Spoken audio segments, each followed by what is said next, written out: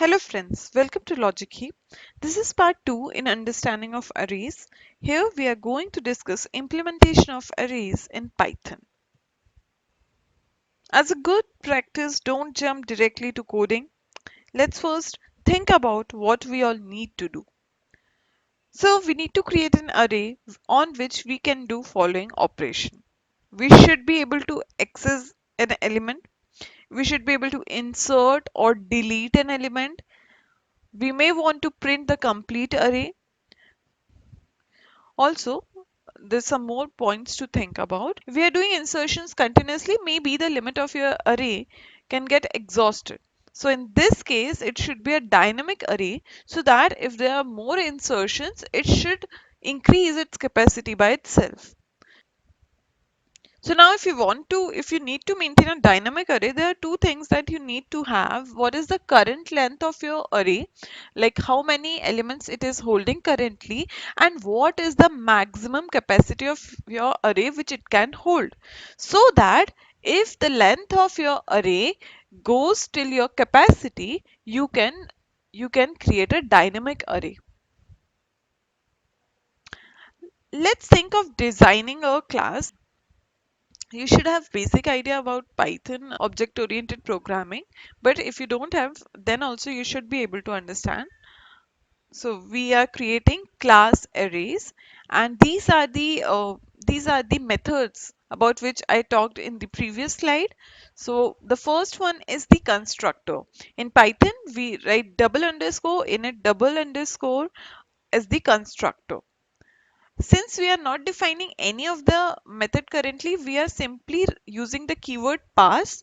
Okay, pass acts as the placeholder that in future you may put the code there.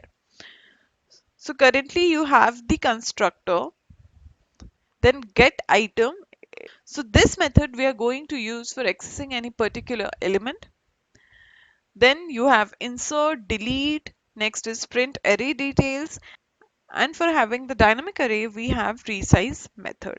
We have just created a basic skeleton how a class is going to look like. We have arrays. In arrays, we need to do these basic operations. So, if you want to create an instance of this class, what will you write? If you can see at the bottom, arrays with parentheses. So, this calls the constructor. So, A is going to be the reference of the instance of arrays class. Also note here in Python, self is passed as the default parameter in all the methods. So self refers to the instance of the class calling it, and it is by default passed as the first parameter. You need not to pass it. Let's first think about the constructor and instance variables that we are going to have. So as discussed, we are creating a dynamic array. We need to have two things. Firstly, the length of our array, and secondly, the capacity, the maximum space that we have allocated for this array. Initially, when you'll create an array, what do you want? You want the length of array as 0, as we have inserted no elements. Secondly, we have capacity. So capacity holds the total number of blocks reserved for elements. Let's start with 1. So when you'll create an array, it will be of size 1, of capacity 1, holding no elements. And then we'll create array A with the capacity. So currently we have capacity is 1, so it will create an array of capacity 1. All the things private to the class have an underscore in front. For all the built-in functions, methods, variables, this double underscore thing. So init is built-in method for constructor, so we use double underscore in front of it. Double underscore init double underscore. All the private variables that's in the class, we use underscore in front of them. Similarly, when we are going to create a new array, we are going to write underscore create underscore array. So again, this is also starting with underscore because this method is going to be inside this class. uh, user user may not be accessing create array directly, so that's why there's underscore in front here as well. Next, let's discuss how to write this method create array. So remember what create array is going to do. We are going to pass the capacity, and this method should return a array of capacity. In Python, internally to create arrays, we use low-level C APIs. So this module ctypes and ctypes.py object is used to create a single Python object. And to create an array of Python objects, we write ctypes.py object into size. So that is how we create Python arrays internally. So finally, our our constructor is going to work like this. It will initialize length as 0, capacity as 1, and it will create an array of capacity. I have placed the definition of constructor here. So how do we call the constructor of arrays? We write arrays and then parenthesis. This is going to call the init method. So it will initialize the length of this instance A as 0, capacity as 1, and it will create an array. For this it will call the method createArray. So in the memory, what is happening? It has created an array of capacity 1. Next operation we need to define is to access an element. Since our array is private, it is internal to our class, right? User cannot access it as underscore AI. We have created an array underscore A, but user cannot access it from outside. It is internal to the class. Thus, we define double underscore get item double underscore, which takes index as parameter and returns self dot underscore ak. See here, you are going to take the index k. It is going to return self dot underscore ak, and get item is a public definition, so user can call it from outside. Also in this definition, you can see here I have put a check that index whatever you are going to access should be between 0 to the size of array, to the length of array. If it is not, it is going to raise the index error. Otherwise, it is going to return value at that index. How we are going to call get item from outside? We are going to write a dot double underscore get item double underscore I. But this is not providing us ease. How do we want to write in our code? We want to write AI. But this is not looking good, as it is not providing us the ease that we have in writing AI, right? So the good news is you can do this. You'll write AI, and internally it is equivalent to calling a dot get item I. So both are equivalent. Thus we always write AI, and inside the insider class we are going to define get item method. Next operation is insert. So we need to add the object to the specified index of the array. Thus we should have the object as the parameter passed, and we should have the index at the position where we need to put this object. Before starting your code, firstly you should write the corner cases. So here the corner case could be if length of your array is has become equal to the capacity. So there is not enough room. We need to increase the size of it. Doing is we are doubling the capacity. So see, if self dot underscore n is equals to self dot underscore capacity, we are going to call the method underscore resize, and we are passing capacity multiplied by 2. So now earlier, if the capacity was 5, we should resize the array to 10. Now let's come here, see the resize method. Here, see, let's suppose is 10 now. So firstly, it will create a new array of size 10. You can see here in this diagram as well. We have created B of size 10. Next, we need to copy all these values that were in A to B. So 77, 65, all these values are getting copied.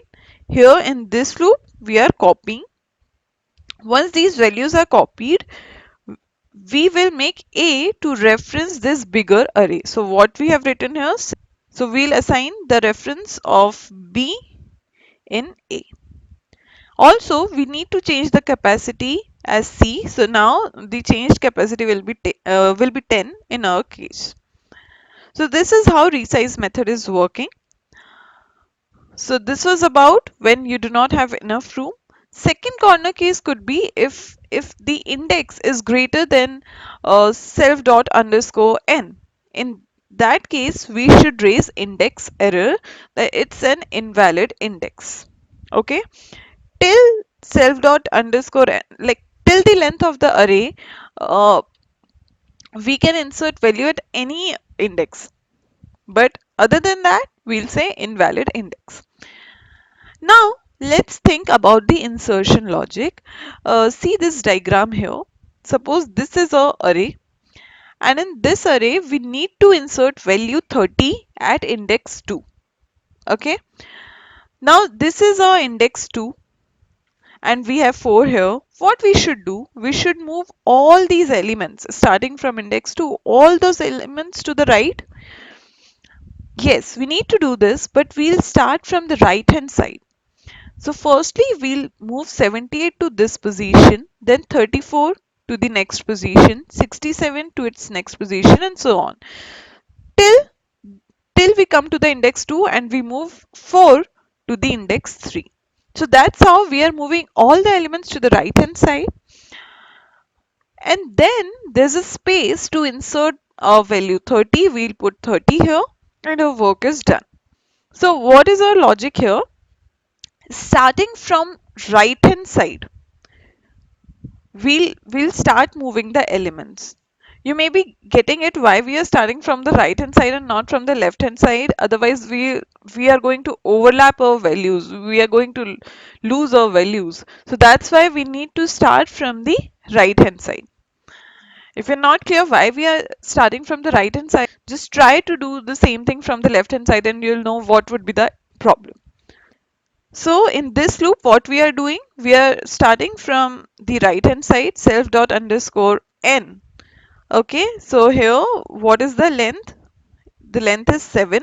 So from the index 7, we are going to start and we are going to move whatever is at index 6 to index 7.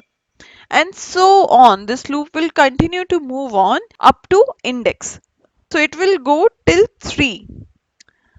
You can try to dry run this loop. It will go till 3 and it will move 4 to the position of 85. So finally this is the array that we have got. This loop has ended. Now we at the index position we can simply insert a object, and since we have inserted one more element to a array, the length of array has been increased by 1. Next is your delete method. Suppose you want to delete, here in this example, suppose you want to delete 7 from index 1. What you are going to do, in the previous case when we were inserting, we were moving all the elements to the right hand side. Here we will move all the elements to the left hand side. Okay, so starting from index 1, here we'll start from the left hand side only, not from the right hand side. Otherwise, you are going to overwrite some of the values and in fact you are going to lose some values, right? So in this case you will start from the left. What you are going to do, 4 will come at the position of 7, 85 will come at the position of 4. You can see in this diagram. In this manner you are going to move all the elements starting from the left to the right. Okay, so in this loop you can see here we are starting from the index, whatever index is there. Suppose 1 is provided. So this loop is going till length of the array minus 1, and what it is doing, it is putting ai plus 1. Suppose ai plus 1 is 4 in the first case. It is going to put 4 at the position of 7, then 85 at the place of 4, and so on. Finally, when this complete procedure is done, this is the final result that we are getting, the last array in the diagram. And since you have deleted one element, so The length of array should be decreased by 1, and that is what we have done in this statement. The last thing is how to print array. Right, it is going to be very simple. You have done more tedious job than this. What you need to do, you simply need to run a loop for I in range till the length of the array and print it.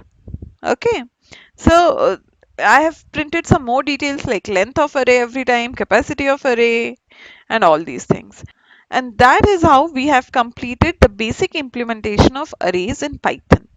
Please check the description box for the link of its code. Thank you so much, guys, for tuning into Logic Heap.